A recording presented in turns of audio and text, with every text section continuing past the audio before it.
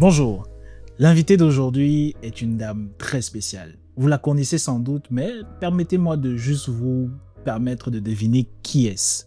Elle est suivie sur l'ensemble de ses plateformes par plus de 100 000 personnes, avec une très grosse présence sur X, sur LinkedIn. Elle a été pionnière dans l'industrie agroalimentaire en RDC, en mettant sur pied la toute première marque de café. Vous l'avez sans doute deviné. Ticia, bienvenue. Bonjour, bienvenue. Merci de m'accueillir. Moi aussi, je dis bienvenue. Bienvenue à vous. Comment ça va? Ça va, un peu stressé. Non, écoute, ici, c'est très conversationnel. Hein? C'est un podcast qui... voilà. Détends-toi, on va simplement avoir une belle conversation autour des sujets qui intéressent beaucoup les gens en ce moment. C'est voilà, le marketing digital, le personal branding, la communication, etc. Et voilà, déjà, qui es-tu? Si tu dois te décrire en 5 mots, comment tu te décrirais? En 5 mots. Alors, le premier mot qui me vient à l'esprit, c'est têtu. Je pense que c'est comme ça que j'ai lancé le premier café qui pousse à Kinshasa, parce que je suis têtue. Persévérante. Souriante. Je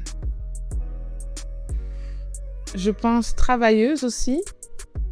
Et battante. Tu as le lion spirit, comme on dit chez nous, quoi. Ouais, exactement. J'ai le lion spirit. J'aime bien le travail. C'est bizarre à dire, hein, mais j'aime bien le travail. Même quand j'étais étudiante, j'aimais bien l'école. J'aime bien l'effort, se surpasser, les challenges, les défis. Ça me fait vibrer.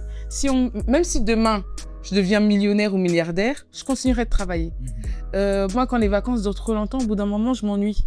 Ouais, j'aime bien le travail. À un moment donné, j'ai eu à voyager et j'étais moins active.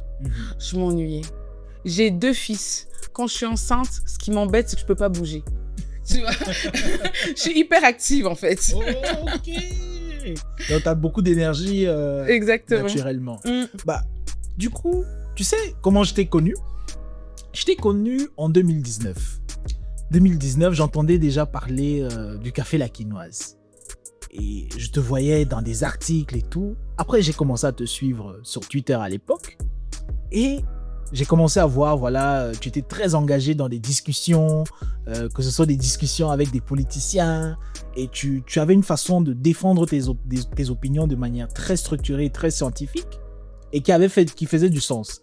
Et derrière aussi, il y avait une facette de toi qui militait énormément pour la cause des entrepreneurs, des jeunes entrepreneurs, les difficultés, que ce soit administratif, le manque de financement, etc. Et je crois qu'à cette époque, tu tournais aux alentours des 10 000 followers sur Twitter, qui aujourd'hui est devenu X. Tu es à 72 000, je crois, aujourd'hui. Oui, j'ai plus de 70 000 followers, mais je ne sais pas trop comment tu as fait. Je pense que les gens me soutiennent parce que je suis une entrepreneur avec un message. Je fais pas juste l'entrepreneuriat, je fais pas juste du café. J'ai pas inventé le café. Pourtant, les gens aiment bien m'appeler la reine du café. Mais j'ai pas inventé le café. C'est juste que j'ai un message derrière et je pense que les entrepreneurs aujourd'hui ont un rôle social également. On peut pas avoir juste un rôle économique. On peut pas entreprendre juste pour l'argent dans un monde capitaliste. Je pense qu'il faut entreprendre avec une vision et avec l'envie de changer les choses. On est dans un pays qui est très compliqué, qui est très difficile. Et si les entrepreneurs ne sont pas les guerriers qui veulent changer un écosystème qui est malade, pour moi, alors dans ces cas-là, c'est qu'il y a un manque d'empathie pour une cause commune. J'ai bien aimé ton mot cause. Et je pense que c'est pour ça que les gens, finalement, aiment à me suivre sur les différents sociaux. Sur les différents réseaux sociaux, c'est parce que justement, j'ai une vision. En fait, à vrai dire, je suis stressée. Tu sais pourquoi? Parce que je suis en train de faire un live en même temps. Donc, je vais expliquer. Je suis en train de faire un live. Vous voyez, les réseaux sociaux, là, j'explique souvent les réseaux sociaux. Et ça me stresse. C'est mon premier live. Alors, je pense que je vais couper. Comme ça, je serai concentrée. Je vous ai montré, regardez. TikTok dans TikTok. Mais on va s'arrêter. Donc, Bye, bye, bye, bye, bye. Et il y a quand même des gens qui nous rejoignent. Est-ce que je garde le live ou je coupe le live? C'est comme tu veux. C'est comme tu veux. Si tu es stressé, tu peux tourner la caméra vers moi. Ok, ça va. Ouais. Donc voilà. Donc finalement, je me suis rendu compte que j'avais une parole à donner. Et cette parole, elle est entendue par beaucoup de gens. Elle est comprise par beaucoup de gens. Beaucoup de gens trouvent que c'est difficile. Donc quand je me bats pour faire changer les choses, je ne me bats pas juste pour moi. Je me bats pour plusieurs personnes. Et c'est comme ça que j'ai atterri à la FEC. À la Fédération des entreprises du Congo. Ok. Et du coup, dans ce parcours, est-ce que toi, tu as fait ça de manière stratégique, c'est-à-dire cette augmentation de ta notoriété en ligne, est-ce que c'était fait stratégique ou bien c'était simplement la conséquence justement des actions que tu faisais au niveau social? Alors, je vais raconter une histoire que j'ai jamais racontée d'ailleurs. Comment je suis arrivée sur Twitter, qui était mon premier réseau social où je parlais vraiment de qui j'étais, etc. J'avais LinkedIn, mais pour moi, LinkedIn, c'était quand on cherche du travail. Je n'avais pas encore cette conception que LinkedIn peut nous rapporter des partenaires et des clients. Donc, j'ai commencé le café et je fais une première dégustation. C'est ma toute première dégustation de café. J'invite différentes personnes. Et à cette époque, j'étais amie avec un monsieur qui est ministre aujourd'hui, mais qui était député à l'époque. Je vais le citer parce que c'est lui quand même qui m'a amené là-bas. Et mon ami s'appelait Patrick Mouyaya. Il vient à la dégustation. Je lui parle. Ça faisait des mois que je le saoulais avec le café, mais il faut changer l'écosystème. Il était député à ce moment-là. Donc je lui disais, il faut faire en sorte qu'il y ait des lois pour promouvoir le Made in Congo, etc., etc. Il me dit, tu sais tout ce que tu es en train de me dire là. Ouvre un compte Twitter. Dis ça sur Twitter. Embarque des gens avec toi pour que vous soyez plusieurs à avoir cette même voix. Et tu vas voir, les choses vont bouger. Là, tu as un message très important. Ce que tu dis est très important. Va sur Twitter. Donc, c'est grâce à lui, donc je crois que c'est même lui qui m'a ouvert le compte. On était assis à côté, il m'a ouvert le compte, etc. C'est grâce à lui que j'ai ouvert mon premier compte public, donc sur Twitter. Et d'ailleurs, je crois que c'est même lui qui a fait le premier post. Il a posté une photo où il tenait mon café en disant le premier café qui pousse à Kinshasa, il m'a tagué. Là, tout d'un coup, comme il m'avait identifié sur son post, j'ai eu 200 personnes d'un coup, pouf, qui m'ont suivi. Et après, les gens voyaient que non, cette dame, elle parle pas seulement du café, elle parle aussi des jeunes, elle parle de l'entrepreneuriat, elle parle des femmes, elle parle d'un meilleur Congo. Et là, j'ai eu de plus en plus de personnes. Wow. Donc, ça veut dire que, d'après ce que tu dis, c'est simplement une stratégie d'influence. C'est plus qu'une stratégie d'influence. Quand je dis stratégie d'influence, dans le jargon marketing, c'est-à-dire que grâce à un influenceur, je mets ça entre guillemets, quand je parle d'influenceur, je parle de quelqu'un qui a une certaine audience, une certaine opinion et qui est suivi et qui t'a justement drivé et qui t'a boosté au démarrage de ton compte. Alors non, ça va au-delà de ça. Je pense que le tout début de ma présence sur les réseaux sociaux, c'était surtout pour porter un message. J'avais pas d'idée de stratégie de « oh, il va me taguer, j'aurai des gens » et puis... Non, je pensais pas à ça. J'avais quelque chose à dire. J'étais entrepreneur, je trouvais qu'il y avait des choses à changer et il s'avère que sur Twitter, on peut parler comme ça avec des personnalités à qui on n'a pas accès dans la vie de tous les jours. Donc, je pouvais porter aussi un message et surtout, je pouvais trouver des gens qui se trouvent dans la même situation que moi. Twitter est un réseau un peu plus professionnel quand même que Instagram, où c'est difficile de trouver des gens qui sont dans le même business que nous, où on peut créer une discussion. Sur Instagram, c'est très photo, vidéo. Twitter, c'est des textes, c'est des idées. Donc du coup, c'était surtout pour porter un message. C'était pas une stratégie d'influence ou pour devenir influenceur, pas du tout. C'était juste vraiment pour parler du Congo et du Made in Congo et de ce que les entrepreneurs qui essaient de défendre ces valeurs font. Ok. Non, ça c'est intéressant. Et quel a été justement dans ce parcours-là sur X justement, un moment où tu as eu une croissance exponentielle? Et quel est l'impact de cette croissance-là sur ton business? Alors, je ne sais pas identifier un moment où tout d'un coup, mon compte s'est plus développé. Je pense que c'est plusieurs moments. L'un des premiers, je pense que c'était quand j'ai eu un article dans le journal Le Monde, le journal français Le Monde, parce que j'expliquais que j'avais du café et que je le faisais pousser à Kinshasa, et beaucoup de gens ne me croyaient pas. Beaucoup de gens se disaient, mais non, c'est pas possible, elle achète sûrement son café au Congo central et puis elle veut nous faire croire qu'elle a une plantation à Kinshasa. Donc, je pouvais partager des photos. Beaucoup de gens me disaient, mais qui nous dit que ces photos sont prises à Kinshasa, etc. Quand le journal Le Monde est venu à ma plantation, alors je me souviens plus du titre, mais je vais te retrouver ça. Je crois qu'ils avaient titré un truc du style et pourtant ça pousse, ou le premier café quinoa, un truc dans le genre. Un titre bien accrocheur. Bien accrocheur. Et plus personne pouvait dire que non, cette dame ne dit pas la vérité, parce que des journalistes qui n'ont rien à voir avec le Congo, qui sont pas tantôt, donc qui sont venus à la plantation et ils ont vu effectivement qu'il y avait une plantation de café à Kinshasa.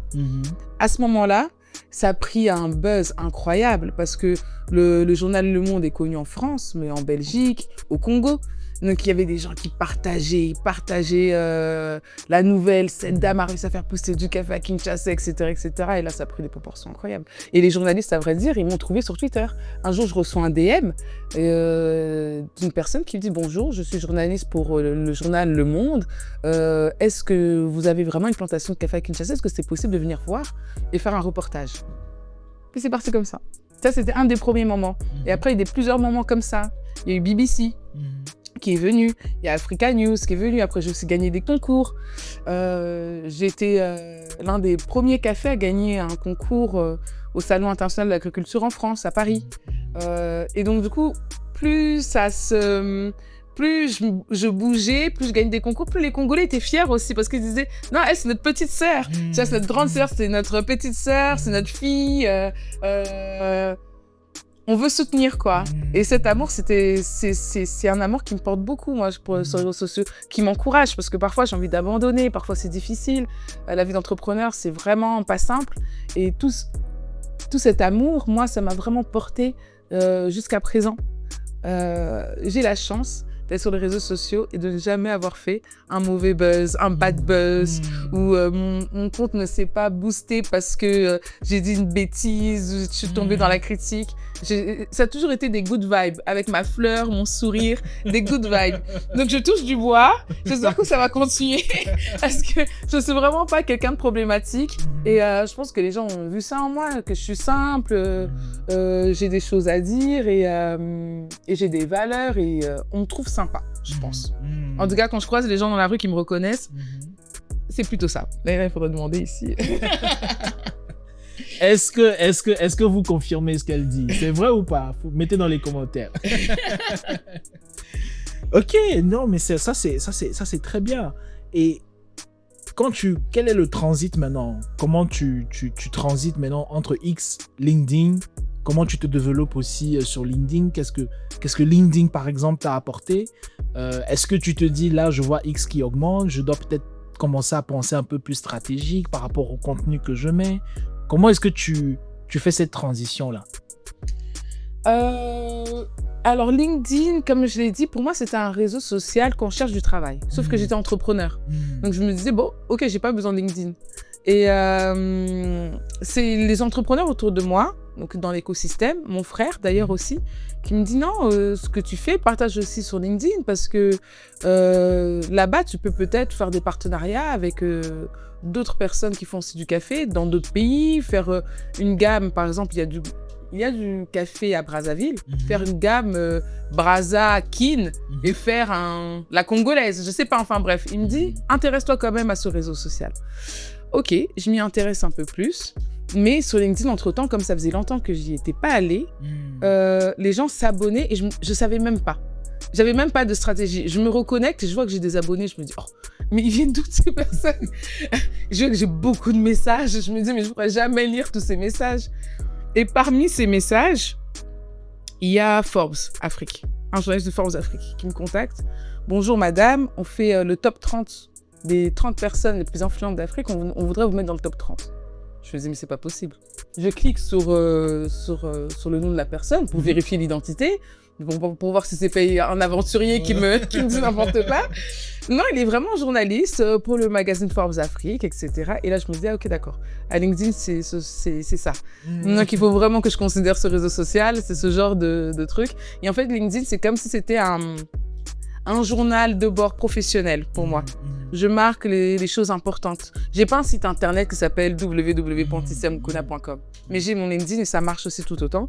Et après, derrière, effectivement, on peut vous contacter pour des salons internationaux, pour des partenariats. Même les banques, quand elles veulent vérifier qui vous êtes, elles vont regarder votre LinkedIn. Donc, c'est pas à négliger, même quand on est entrepreneur. Quelle est ta stratégie de contenu aujourd'hui? C'est-à-dire, est-ce que tu as des piliers de contenu qui sont bien définis, que tu mets en avant durant un certain nombre de jours, durant la semaine? Et derrière, parce que ça, c'est la partie aussi qui est très intéressante, qu'est-ce que ça t'apporte derrière en termes justement de vente directe sur tes produits? Est-ce que tu constates que quand il y a des semaines où tu publies plus, est-ce que tu ressens l'impact sur ton chiffre d'affaires hebdomadaire au niveau des supermarchés où les produits la quinoa sont distribués? Est-ce que tu remarques qu'il y a un impact peut-être sur les partenariats qu'on te propose? Est-ce que tu remarques qu'il y a un impact sur probablement des conférences à lesquelles on te demande de venir participer? Donc, comprendre un peu tes piliers de contenu et l'impact derrière que ça a sur tes différentes activités de ton business. Alors, c'est sûr qu'il y a forcément un impact. Au niveau, moi, de mon contenu, je parle surtout de ma vie d'entrepreneur. Bien entendu, je vais parler de mon produit, mais mon café, la quinoise, a aussi ses comptes. Il y a des comptes de réseaux sociaux pour la quinoise. Moi, je vais parler de la quinoise, c'est normal, c'est mon produit, mais aussi de ma vie d'entrepreneur, ma vie en tant que présidente de la Commission nationale de l'entrepreneur à la FEC. Ça a resté plutôt professionnel. De temps en temps, je parle de mon mari aussi, sur X, mon mari qui est architecte. Mais je parle rarement, par exemple, de mes deux fils. Et ça, c'est ma vie vraiment personnelle.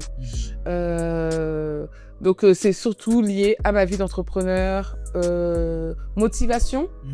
J'ai remarqué aussi que beaucoup de jeunes, parfois, pouvaient m'arrêter pour me dire « Oui, madame, j'ai besoin de vos conseils. » Je recevais des DM de personnes qui me demandaient comment faire pour entreprendre, comment moi, je me débrouillais, etc.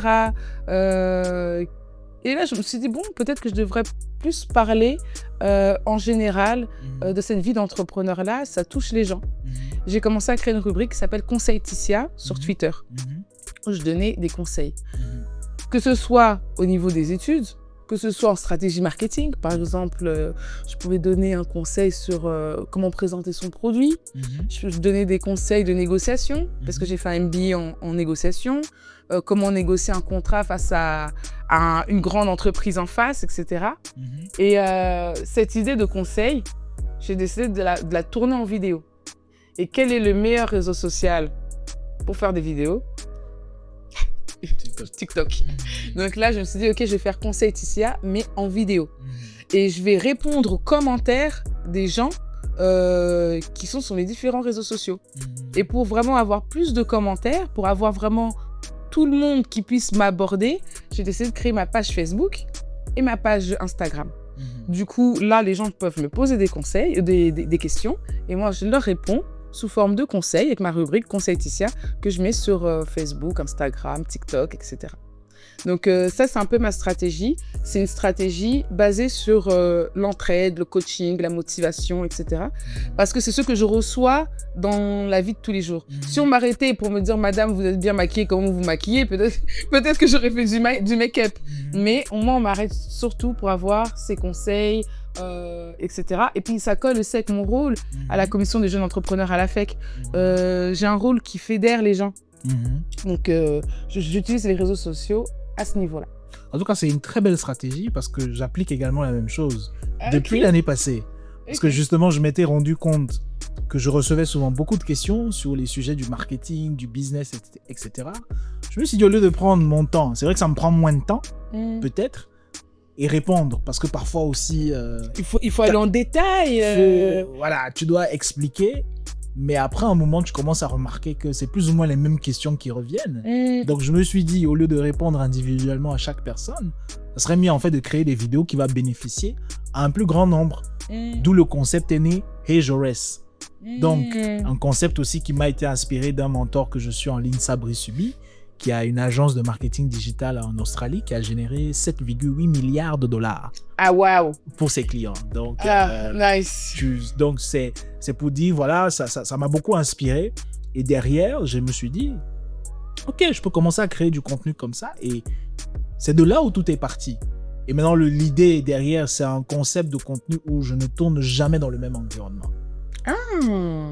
Donc, ce qui fait que quand je réponds à une série, par exemple, de questions, je vais le tourner dans un environnement spécifique. Quand je dois répondre à une autre série, c'est dans un autre. Donc, ça change tout le temps. Tout le temps. Mais tu vois, là, bientôt, j'ai un nouveau concept qui va arriver sur TikTok et YouTube. C'est à la table de la quinoise. Ok. Je t'inviterai. Ok. On a déjà tourné 2 éditions, mais qu'on n'a pas encore lancé, donc c'est encore tout nouveau. Tu seras du coup notre 3e invité. Je t'inviterai. Je serai là. Et l'idée là, pareil, c'est en gros connaître les entrepreneurs, mais sous un autre angle. Tu vois, par exemple, on a eu Bani de Bani Talk. Il nous a parlé par exemple du fait qu'il a commencé sa carrière en tant que musicien. Qui le connaît sous cet angle, tu vois? Donc, on reçoit des gens pour avoir vraiment leur parcours, mais pas juste le parcours de vie, entrepreneur, mais le parcours de vie, qui tu es, qu'est-ce que t'aimes, comment t'arrives à faire ceci, etc. Et on débat. Et ça, par exemple, c'est une idée qui m'est venue parce que c'est quelque chose que je fais énormément avec les amis. Tu vois, quand on est entrepreneur, je pense que tu vois de quoi je parle, on n'a que des amis entrepreneurs. Les entrepreneurs sont amis entre eux. Et du coup, je me suis rendu compte qu'on pouvait débattre pendant longtemps sur nos obstacles, mais en rigoler, détendu. Et c'est ça, à la table de la quinoise. On rigole, détendu, etc., autour d'une tasse de café la quinoise. Donc, je fais du marketing et en même temps, je parle d'entrepreneuriat, etc. et des choses que j'aime et que mon invité, j'espère, aime. Non, franchement, je suis totalement partant et c'est une très très belle approche. Pourquoi? Parce que et ça reste j'ai envie de dire mon combat, parce que moi qui accompagne aussi des marques dans tout ce qui est com et marketing, bah c'est toujours du contenu très orienté promotion commerciale, on veut vendre. Moi je dis et aujourd'hui j'ai remarqué ça depuis le début de ma carrière il y a 6 ans. Bon, voici 6 ans plus tard, j'avais raison parce que l'espace numérique devient de plus en plus saturé. Quand je parle de saturation, il y a beaucoup plus de contenu en fait, beaucoup plus de marques, beaucoup plus de personnes qui sont en ligne. Donc ce qui fait que si en tant que marque, tu n'as pas un contenu qui va faire en sorte que pouf, tu sors du bruit, ça devient compliqué. Et aujourd'hui, développer son personal branding fait en sorte que tu sors du lot. Moi, je pense que c'est ça. Et c'est ça ta force avec le café la quinoise. Mais sur ça, et je vais arrêter le live parce que j'aimerais rebondir sur quelque chose. On vous dit déjà bye bye. Bye bye. Alors, comment on arrête? Ah, voilà. Moi, sur ça, je pense que beaucoup de gens minimisent ce qu'on appelle le brand awareness. Avoir, je ne sais même pas comment on peut traduire ça, que la marque soit connue. Parfois, il y a des marques comme, on va te dire, donne-moi un labello. En fait, c'est un baume à lèvres. Mais on va dire labello, c'est le nom de la marque. Mais tu vois, il y a des marques qui sont tellement fortes, comme Labello, Tipex, ce genre de choses, ou Kleenex. Est-ce que tu as un Kleenex? On ne dit pas un mouchoir, on dit Kleenex. Parce que la marque est tellement puissante aujourd'hui que même le nom de la marque remplace le mot de l'objet. Le Kleenex à la place du mouchoir. Donc, je pense que les gens minimisent ça. Comme ici, Jeep. Oui, par exemple. Par exemple. Ouais. Deuxièmement, je pense que les marques qui ont des valeurs fortes ont réussi aussi à être portées par une personne. Je prends par exemple Apple. Beaucoup de gens prenaient Apple parce que Steve Jobs. Si c'était pas Steve Jobs, ils n'auraient pas pris Apple. Parce qu'il était original, il venait toujours avec son col roulé noir et son jean alors qu'il était millionnaire, il s'habillait tout le temps de la même façon. Il avait un discours sur This is for the crazy ones. Enfin, vraiment, il s'est démarqué des autres multimillionnaires. Elon Musk, aujourd'hui, qu'on l'aime ou qu'on l'aime pas, mine de rien, il porte sa société. Donc, je pense qu'il y a des entreprises, quand elles sont trop impersonnelles, ça ne marche pas. On a besoin de savoir c'est qui derrière cette entreprise. Quel est son message? Est-ce que c'est vrai? Est-ce que c'est authentique? Ou est-ce que c'est juste un blabla marketing? Comme tu as dit, il y a une saturation sur nos écrans qu'aujourd'hui, les gens cherchent de l'authentique. Ils cherchent de l'originalité. On n'a pas envie de consommer ce que tout le monde consomme. On a envie de consommer quelque chose qui a des valeurs, qui a un message, ou alors qui sort du lot. Tout à fait. Non, franchement, je suis 100% d'accord. Ça fait partie même des concepts que j'ai abordés récemment dans certains de mes contenus, où je parlais justement de cette connexion-là émotionnelle que les gens veulent avoir avec des marques. Moi, numéro 1, d'abord, très fan de Apple. Je ne vois pas être dans Android. Donc, moi, grand Apple fanboy. Pourquoi? Parce que derrière, en fait, tu as parlé justement de Steve Jobs, c'est toute une philosophie qu'il a eu à développer derrière ses produits. Parce que pour moi, ce sont des produits qui ont été vraiment inventés pour les créatifs. Et donc, comme je me considère comme un créatif, honnêtement, j'ai vu la différence entre ma productivité quand je travaillais sur Windows et quand je travaillais sur Mac.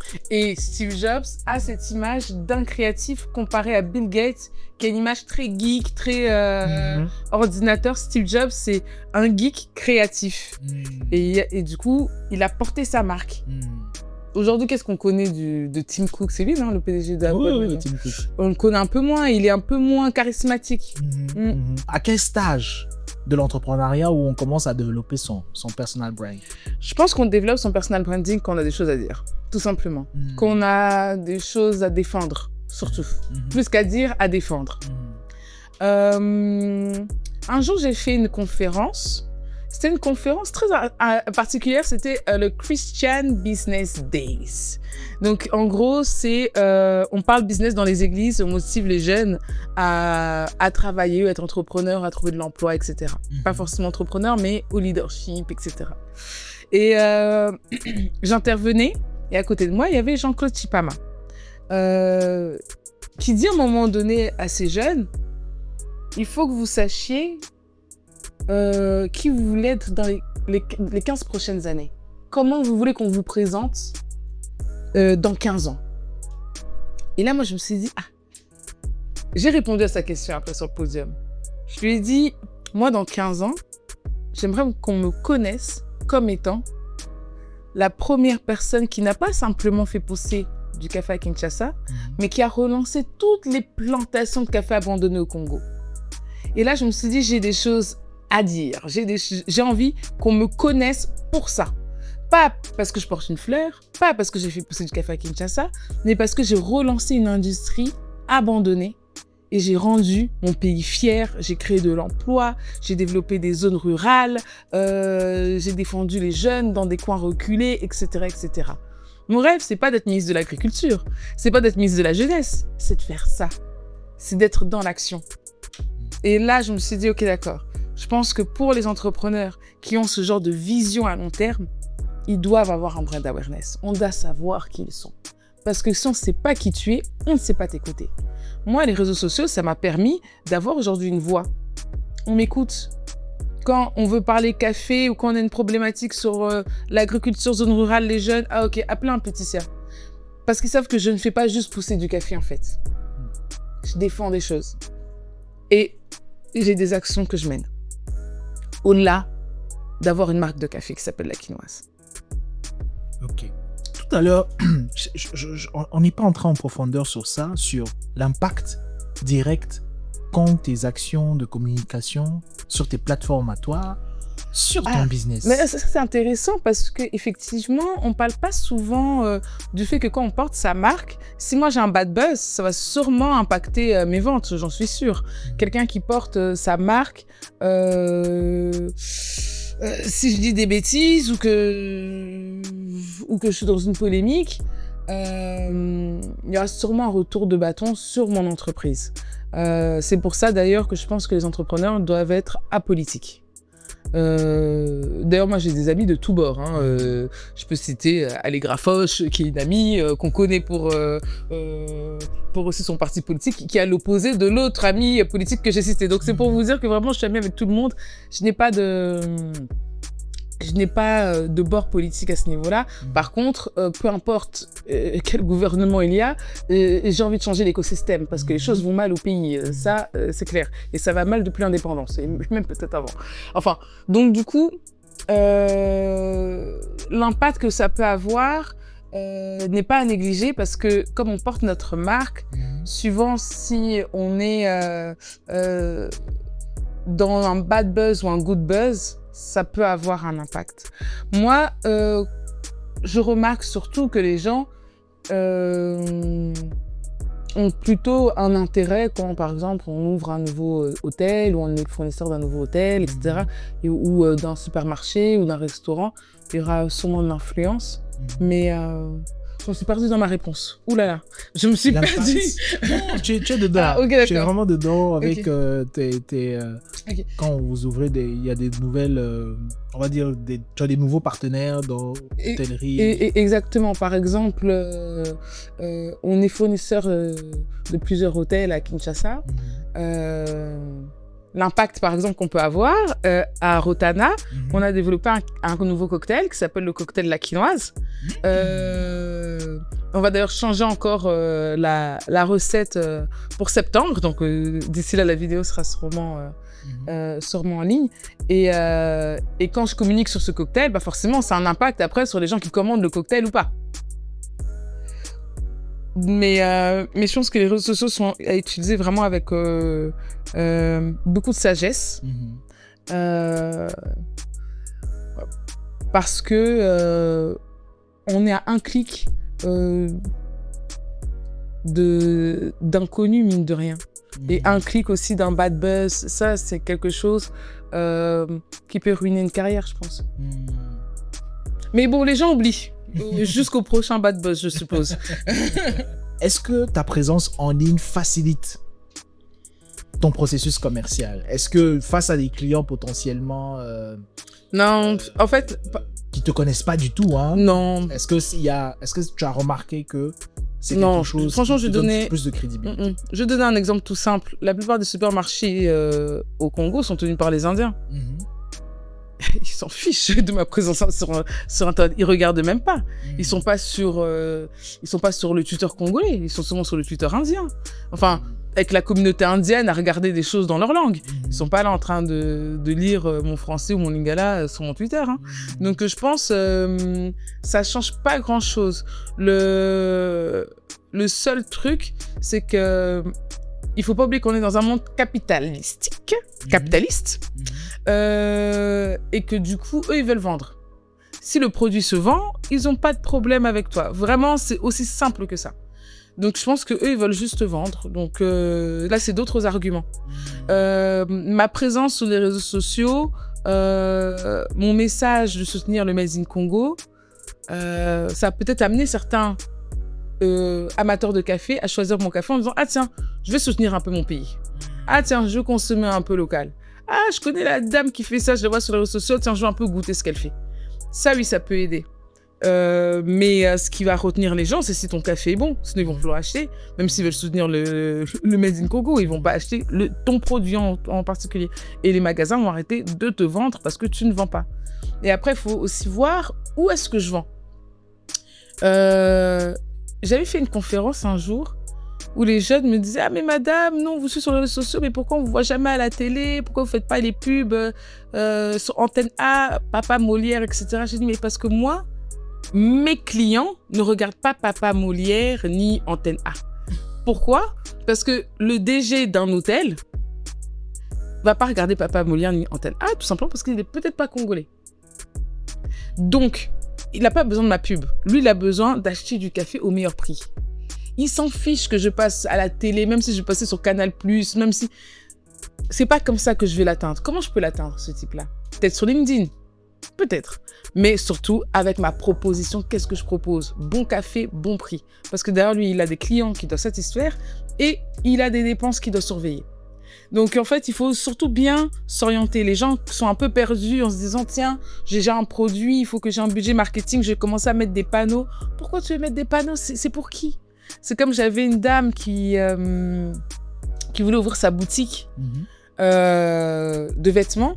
Elle voulait mettre des panneaux sur le boulevard à Kinshasa. Je dis, mais pourquoi? Votre boutique est si c'est à Bibois ou je ne sais où. Qui des clients, de vos clients sont où? Ce sont les gens qui vivent à Bibois. Personne ne va quitter la Gombe pour aller à Bibois pour acheter une robe. Ça n'existe pas. Donc, mettez, si vous voulez, des panneaux à Bibois.